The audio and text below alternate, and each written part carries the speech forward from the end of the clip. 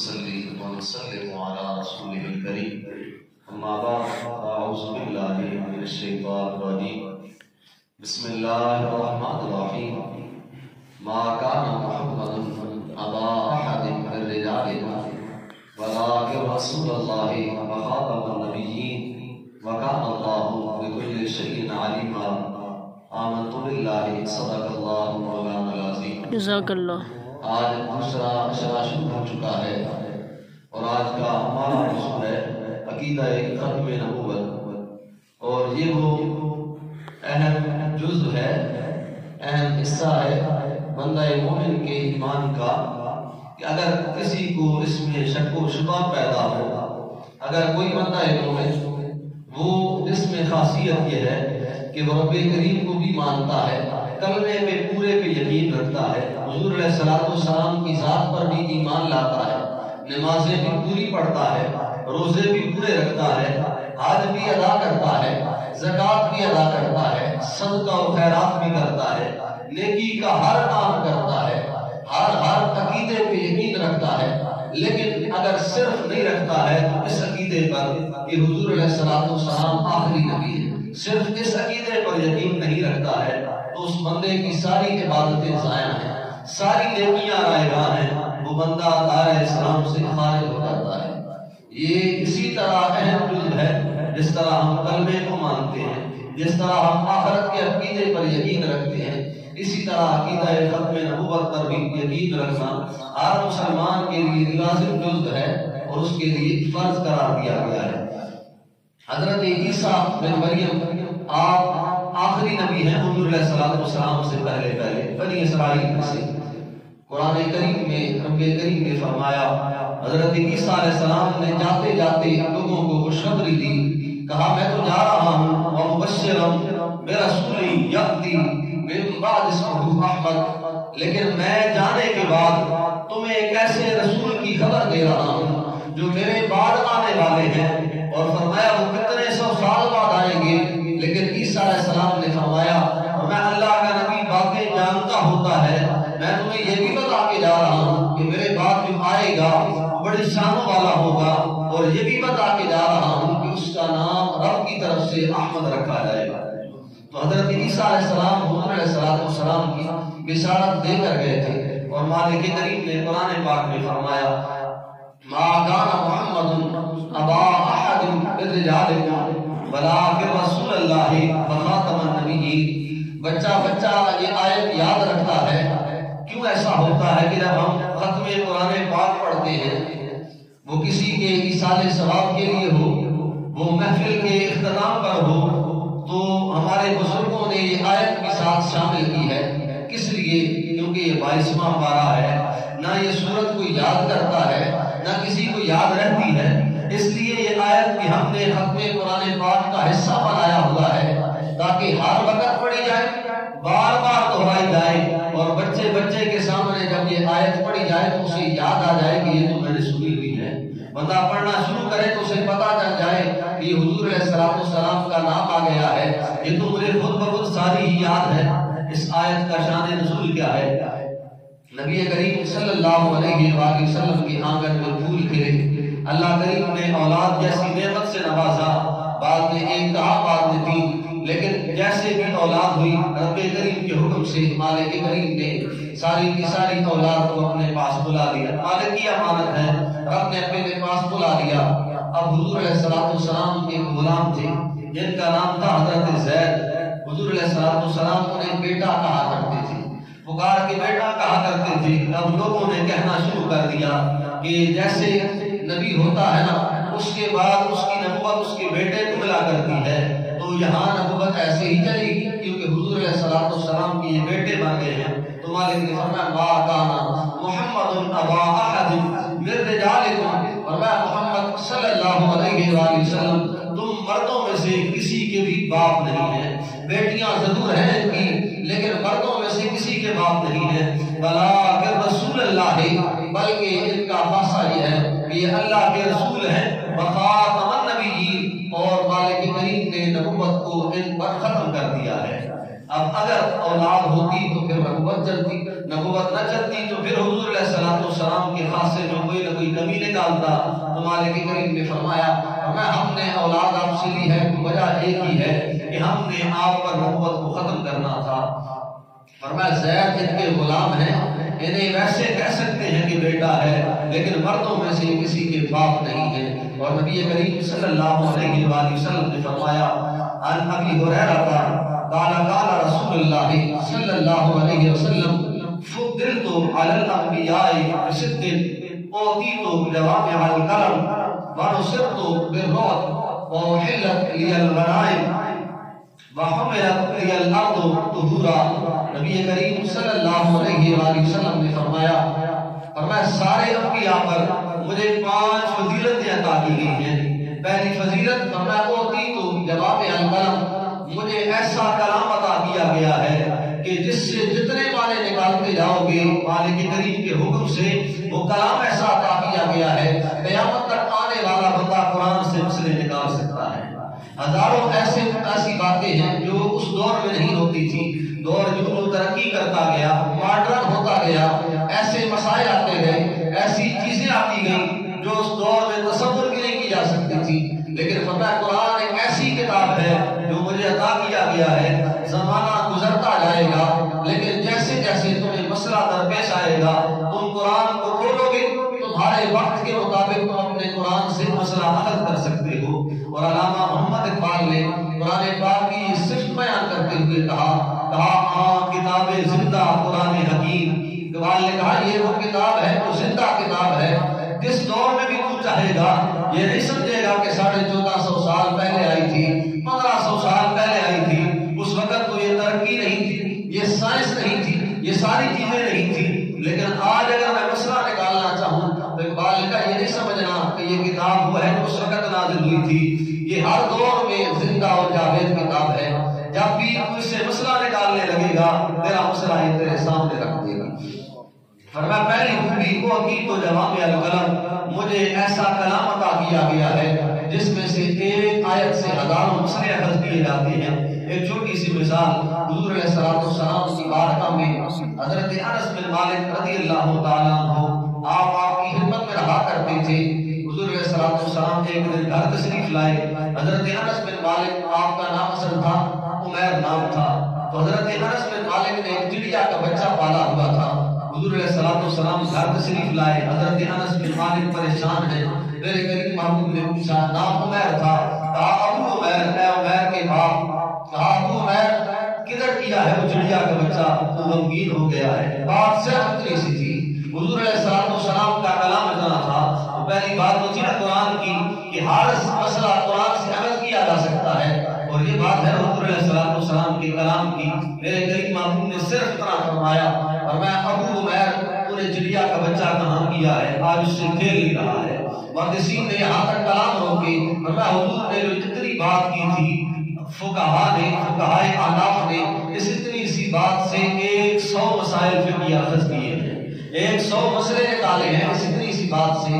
مگر تھوڑے سے مسائل بیان کروں تو ایک مسئلہ یہ ہے کہ کیا کوئی بندہ جس کی شادی نہ ہوئی ہو تو فقہ احناف میں اس میں یہ اس حدیث مبارکہ سے ان الفاظ سے مسئلہ نکالا گیا ہے کہ اگر کسی کا بچہ کوئی نہ ہو یعنی اس کی شادی نہیں ہوئی ہے تو آپ اسے کہہ سکتے ہیں کسی اور نام سے پکار کر کہ اے فلاں کے بچے، یہ نہیں ہے کہ آپ اسے والد دے کر پکارے، بلکہ اس کا جو نام ہے یا اس کے کسی اور کا نام لے کر، نام اس کا احمد ہے، آپ اسے کہیں کہ اے راہیل کے بچے، اے علی کے بچے، کسی اور کا نام لے کے اسے کہیں، تو محدثین نے کہا یہ جائز ہے کہ حضور علیہ السلام نے حضرت انس کو کہا تھا ابو عمیر، اے عمیر کے باپ، یہ بھی جائز ہے۔ اور فرمایا اس سے اور بہت سارے مسائل نکلتے ہیں، اگر کسی کو کہا جائے تو گناہ بھی نہیں ملے گا، اگر کسی کو کہا جائے تو اس کی حدت بھی نہیں ہوگی، اس کی آپ نافرمانی بھی نہیں کر رہے ہیں، اور اس کی طرف سے آپ اس کا کوئی دل بھی نہیں دکھا رہے ہیں، کیونکہ حضور علیہ السلام نے اپنے صحابی نے فرمایا تھا۔ دوسرا فرمایا روب کے ذریعے میری مدد کی گئی ہے۔ اب روب کیا تھا حضور علیہ السلام کا؟ جو بھی حضور علیہ السلام کو آگے دیکھتا تھا وہ اپنا ہاتھ حضور علیہ السلام کے ہاتھ میں دے دیا کرتا تھا۔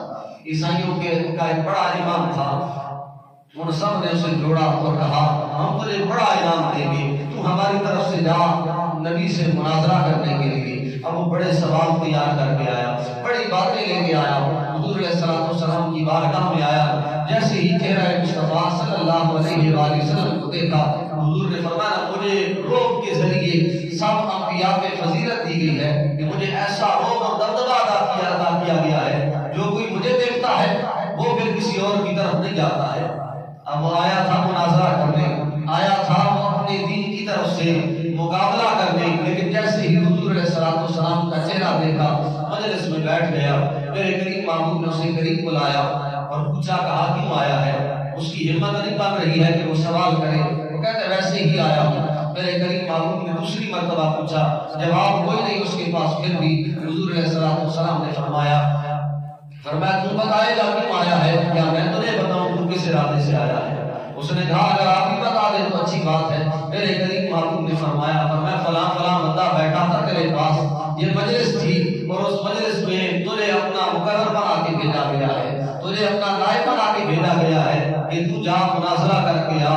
اس نے کہا بات تو یہی ہے، مجھے اس لیے بھیجا گیا ہے۔ حضور نے فرمایا سوال کیوں نہیں کرتا ہے؟ اس نے کہا مجھ میں ہمت نہیں بن رہی ہے، آپ کو دیکھا ہے سوال کرنے کی ہمت نہیں ہے۔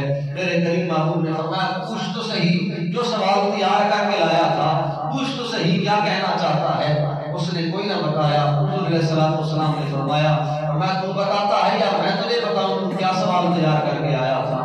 اس نے کہا اگر آپ بتا دیں تو اچھی بات ہے، ایک ہی سوال اگر آپ کے سامنے رکھوں۔ حضور علیہ السلام نے فرمایا تو جو سوال تیار کر کے آیا تھا تیرا ارادہ یہ تھا کہ اگر وہ تیرے سوال پورے ہو گئے، جواب مل گئے تیرے سوالوں کے، تو تیری ایک بیٹی ہے جو تیرے گھر پہ ہے، وہ آنکھوں سے اندھی بھی ہے، اس کے بازو بھی کام نہیں کرتے ہیں، اس کی ٹانگوں میں زور بھی نہیں ہے، تو اس ارادے سے آیا تھا اگر سارے سوال پورے ہو گئے تو آخری سوال میرے سامنے یہ رکھے گا کہ میں دعا کروں یا میں کچھ ایسا کروں اگر اللہ کا نبی ہوں تو تیری وہ بیٹی ٹھیک ہو جائے۔ اس نے کہا بات تو یہی ہے، سوال سارے لے کے آیا تھا لیکن آخری سوال میرا یہی تھا کہ یہ تو نہیں پورا کر سکیں گے آپ، جیسے بھی ہو جائے۔ میرے کریم محبوب نے فرمایا یہ تیری بھول تھی، تو چلا جا، اللہ کے حکم سے تیری بیٹی تندرست ہو گئی ہے۔ اب حضور علیہ السلام کی حدیث مبارکہ ہے، وہ گیا گھر، جلدی سے اس نے دروازہ کھٹکھٹایا، کسی دوسرے ملک سے آیا تھا، وہ دروازہ کھٹکھٹایا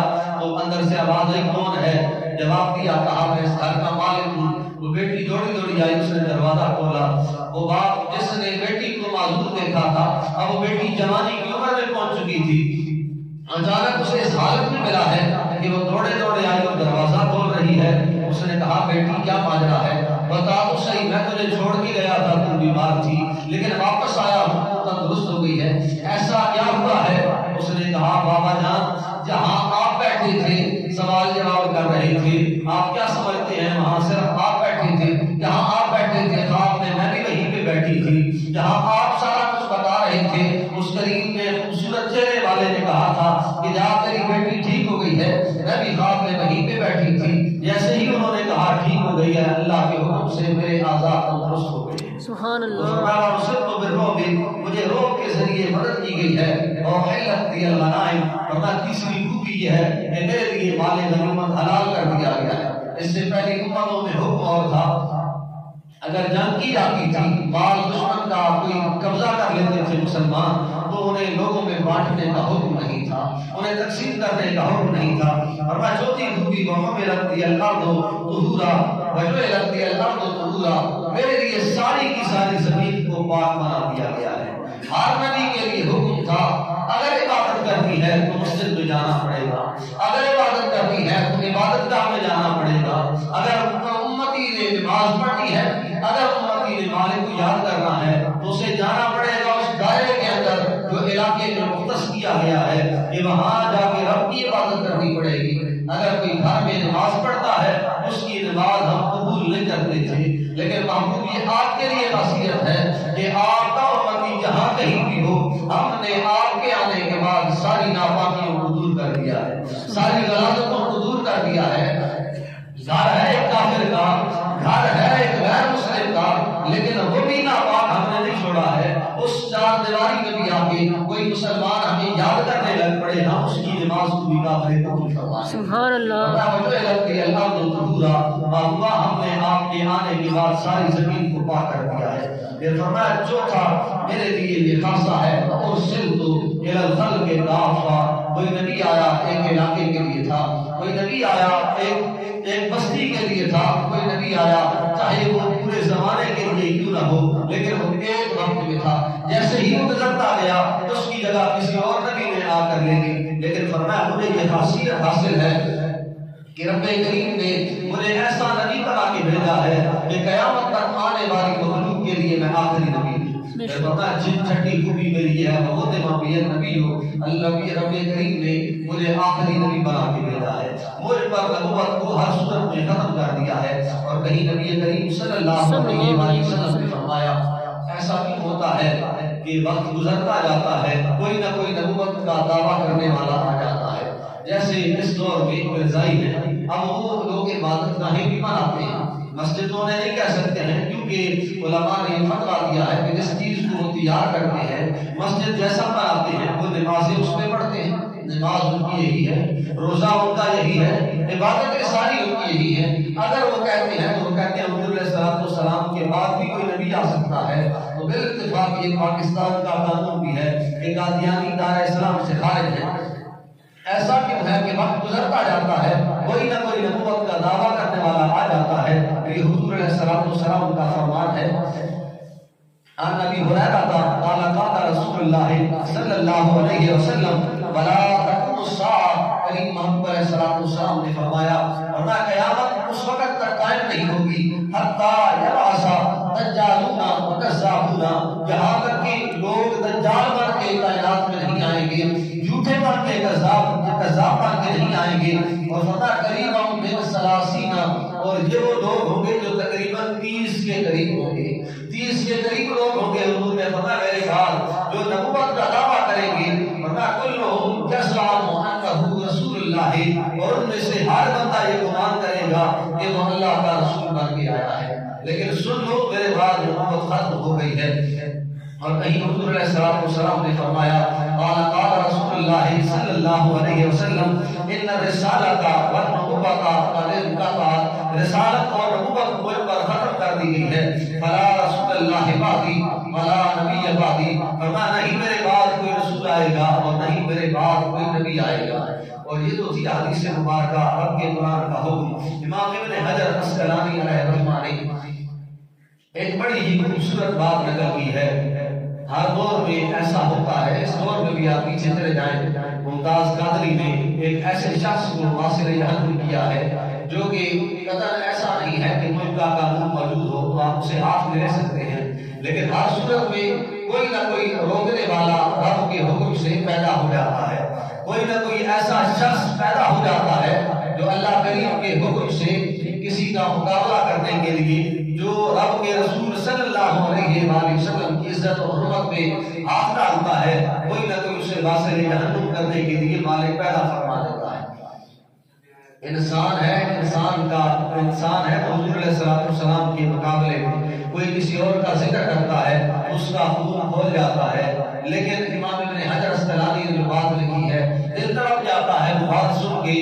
آپ لکھتے ہیں بہت بڑے امام ہیں آپ لکھتے ہیں ایک واقعہ ایسا ہے، منگول تھا بہت بڑا، وہ عیسائی ہو گیا، اب عیسائیوں نے اس منگول کی تقریب رکھی، اس کے عیسائی ہونے پر تقریب رکھی، اب اس تقریب میں وہ جو عیسائیوں کا پادری تھا بڑا، وہ مجمع میں کھڑا ہوا اور اس نے حضور علیہ السلام کے خلاف باتیں کرنا شروع کر دی۔ تو امام ابن حجر لکھتے ہیں پوری مجلس میں کوئی مسلمان نہیں تھا، سننے والا وہاں کوئی مسلمان نہیں تھا، لیکن ابن حجر نے لکھا وہاں ایک کتا بندہ ہوا تھا جو شکاری کتا تھا، اور شکاری کتے کا کام کبھی کاٹنا نہیں ہوتا ہے۔ آپ جس گھر میں شکاری کتا ہے نا اس گھر میں چوری کرنے بھی آ جائے تو شکاری کتا کبھی کاٹتا نہیں ہے، اس کا کام ہی نہیں ہے کاٹنا، اس کا کام ہے شکار کرنا۔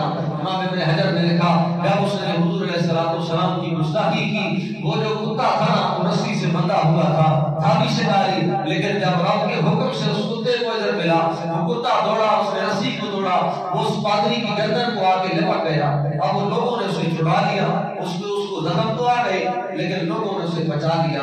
اب بعض لوگوں نے اسے کہا تم نے حضور علیہ السلام کی گستاخی کی ہے. ہو سکتا ہے کتا اس لیے آیا ہو. اس پادری نے بات کو پھیرتے ہوئے کہا. اس نے کہا بات یہ نہیں ہے, بات یہ ہے کہ وہ کتا بڑا غیرت مند ہے. میں بات کرتے ہوئے اس کی طرف اشارہ کر بیٹھا تھا. اب جیسے ہی اس کی طرف اشارہ ہوا تو وہ رسی توڑ کے آ گیا تھا. اب پہلے اسے رسی سے باندھا گیا تھا, اب اسے زنجیر سے باندھ دیا گیا تاکہ یہ اپنے آپ کو نکال نہ سکے اس سے. لیکن اس نے پھر وہی باتیں کرنا شروع کر دی جو پہلے کر رہا تھا. امام ابن حجر فرماتے ہیں اب وہ پہلے کتا غیر محفوظ تھا, شکاری جو تھا, اب یقیناً اس پہ گارڈ بھی لگا دیے ہوں گے کہ یہ توڑ کے اس طرف نہ آئے. اسے رسی کے بجائے زنجیر سے باندھ دیا گیا تھا. وہ کاٹنے والا بھی نہیں تھا, شکاری تھا. لیکن جیسے ہی پادری نے پھر بات کرنا شروع کی اس کتے نے زور لگایا, اس نے اپنی زنجیر کو توڑ دیا. اب وہ جو گارڈ تھے انہیں عبور کرتا ہوا, سارے ملنے کو چیرتا ہوا. لوگ روکتے رہے لیکن وہ شکاری کتا کسی کے قابو میں آیا. وہ نہ رکا ہو لیکن وہ آتے آتے ممبر پہ آیا جہاں پہ وہ پادری بیٹھا تھا. اس نے وہاں پہ آ کے اسے دبوچ لیا. لوگ اسے کھینچتے رہے لیکن اس نے اس بار پادری کو اس حساب سے دبوچا تھا کہ اس نے اس کی گردن کو اس کے دھڑ سے علیحدہ کر دیا.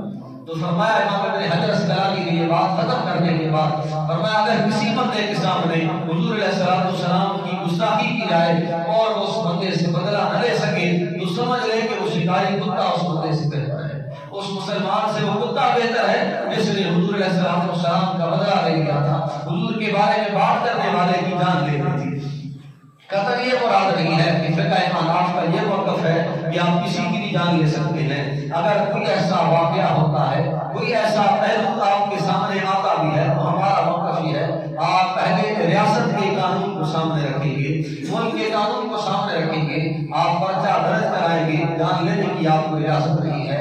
آپ حکومت کا فیصلہ ہے یا اس بندے کا فیصلہ ہے, آپ کی طرف سے معاملہ طے ہو گیا ہے, آپ کی طرف سے حل ہو گیا ہے, آپ نے غلامی کا حق ادا کر دیا ہے. لیکن اگر ایسے حکم دے دیا جائے, اب اس میں بھی ایک حکمت ہے.